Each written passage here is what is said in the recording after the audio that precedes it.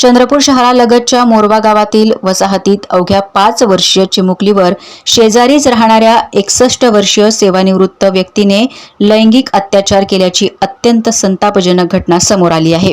या प्रकरणी विधानसभेत औचित्याचा मुद्दा उपस्थित करत आमदार सुधीर मुनगंटीवार यांनी राज्य शासनाचे लक्ष वेधले। या घटनेची गांभीर्याने दखल घेतली। पडोली पोलीस ठाण्यात आरोपी विरुद्ध पोस्को कायद्यासह इतर संबंधित कलमान्वये गुन्हा दाखल करण्यात आला असून या प्रकरणाचा जलद, निष्पक्ष आणि प्रभावी तपास करून दोषीला कठोरात कठोर शिक्षा मिळेल यासाठी शासनाने आवश्यक ती सर्व कार्यवाही करावी अशी ठाम मागणी त्यांनी विधानसभेत केली। शहराजवळील मोरवा गावानजीक असलेल्या वसाहतीत दिनांक 28 जून 2026 रोजी अवघ्या 5 वर्षीय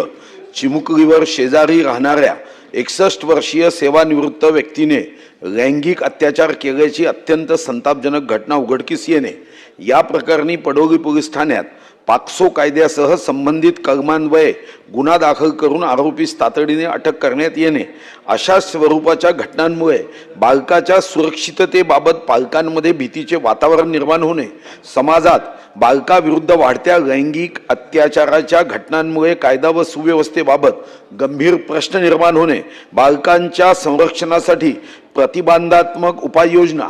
जनजागृती, संवेदनशील भागामध्ये पोलीस गस्त वाढविणे, तसेच शाळा व परिसरात बाल सुरक्षा यंत्रणा अधिक प्रभावीपणे राबविण्याची आवश्यकता निर्माण होणे, पीडित बालिकेस तातडीने वैद्यकीय, मानसोपचार व कायदेशीर मदत उपलब्ध करून देणे, तसेच या प्रकरणाचा जलद गतीने न्यायालयामार्फत खटला चालवून दोषीवर कठोर शिक्षा सुनिश्चित करण्याबाबत शासनाने तातडीने करावयाच्या उपाययोजनेच्या संदर्भात अध्यक्ष महाराज औचित्याचा मुद्दा आहे।